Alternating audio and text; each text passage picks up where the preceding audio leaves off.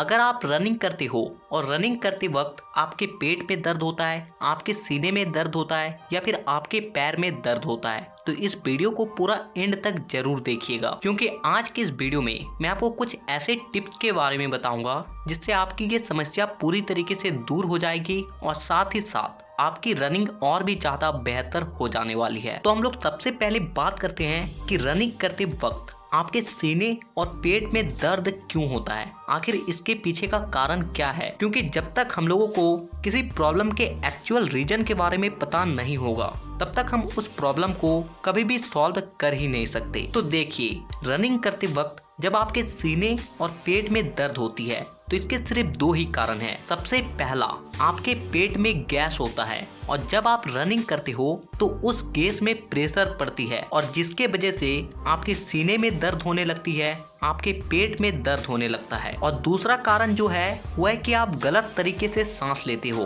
और जिससे आपकी बॉडी के जो इंटरनल ऑर्गन होता है वो ऑक्सीजन को ठीक से एक्सेप्ट नहीं कर पाती है और जिसके वजह से आपकी बॉडी में, आपके पेट में, सीने में दर्द शुरू हो जाती है। तो अब बात करते हैं कि आप इसे ठीक कैसे कर सकते हो। तो देखिए, सबसे पहली चीज कि आप अपने खाने को चबा चबा कर खाएं।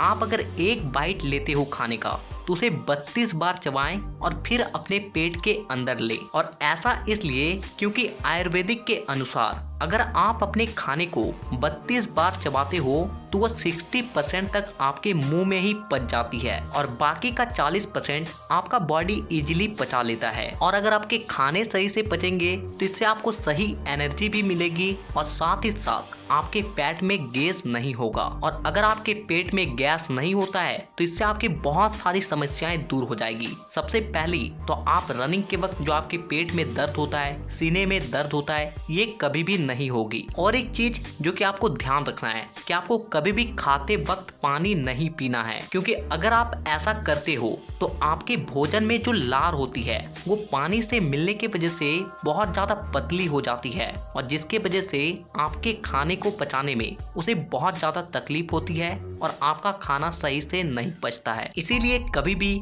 खाते वक्त पानी ना पिए। खाने से कम आधा घंटा पहले पानी पी लें या फिर खाने के 1 घंटे बाद पानी पिए। अब यहाँ पे दूसरी बात आती है सांस लेने का तरीका, जिससे कि आपके सीने में दर्द ना हो। तो देखिए, मैं आपको 2 तरीके के रनिंग के लिए सांस लेने का तरीका बताता हूँ। सबसे पहला लॉन्ग रनिंग और दूसरा शॉर्ट रनिंग यानी कि स्प्रिंटिंग। तो जब आप लॉन्ग रनिंग करें तो स्टार्टिंग के जो रनिंग है आपको मैं एग्जांपल से बताता हूँ, तब जाके आपको अच्छी तरीके से समझ आएगी। जैसे कि 5 किलोमीटर का लॉन्ग रनिंग है तो आपको इसमें स्टार्टिंग में लगभग 3 किलोमीटर तक आपको अपने नाक से सांस को लेना है और नाक से सांस को छोड़ना है, क्योंकि शुरू में आपकी बॉडी में बहुत स्टेमिना होती है और ऑक्सीजन की उतना अधिक नीड नहीं होती है। इसके बाद जैसे ही आप 3 किलोमीटर लगभग रनिंग कर लो, आपको ऐसा फील हो कि आपका बॉडी थक रहा है, तो आपको उस वक्त आपको अपने नाक और मुंह दोनों से सांस को लेना है। लेकिन कैसे, वो आप ध्यान से सुनिए। आपको अपने नाक से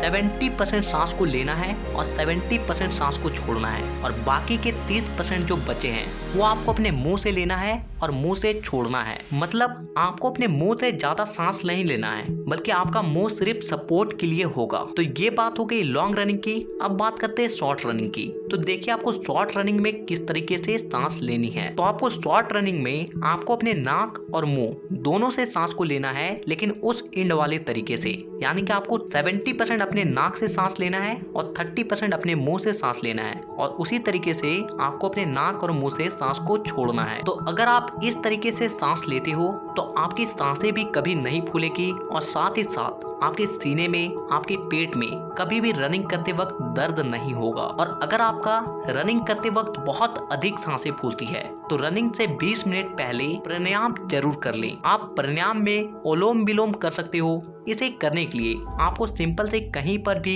अपने रीढ़ के हड्डी को सीधा करके पूरी तरीके से बैठ जाना है और फिर आपको अपने एक हाथ से अपने नाक के एक छेद को बंद करना है और दूसरे छेद से गहरी सांस लेना है और फिर उस छेद को बंद करते हुए दूसरे छेद जिसे आपने बंद करके रखा था उस छेद से सांस को छोड़ना है। और इस तरीके से आपको कम से कम इसे 7-8 मिनट तक रिपीट करनी है। प्राणायाम करने से आपके फेफड़े एक्सपेंड हो जाते हैं और जिससे उसमें ऑक्सीजन की मात्रा अधिक आती है। और रनिंग करते वक्त अगर आपकी बॉडी में ऑक्सीजन की कमी नहीं होगी तो आपकी कभी सांसें भी नहीं फूलेगी और आपको किसी भी प्रकार का तकलीफ कोई भी नहीं होगा। तो अब बात करते हैं पैर के दर्द के बारे में कि इसे आप कैसे ठीक कर सकते हो। तो देखिए, आपके रनिंग के वक्त आपके पैरों में दर्द इसलिए होता है क्योंकि आप लोग रनिंग से पहले वार्म अप नहीं करते हो, स्ट्रेचिंग नहीं करते हो, रनिंग के बाद एक्सरसाइज को नहीं करते हो। क्योंकि जब आप रनिंग स्टार्ट करते हो ना तो उस वक्त आपका पैर पूरी तरीके से रिलैक्स मोड में होता है और ऐसे स्थिति में आप डायरेक्ट धड़ाधड़ रनिंग स्टार्ट कर दोगे ना तो आपके मसल्स डैमेज हो जाते हैं और जिसके वजह से आपके पैर में दर्द होने लगता है। इसलिए जब भी रनिंग करें तो रनिंग से पहले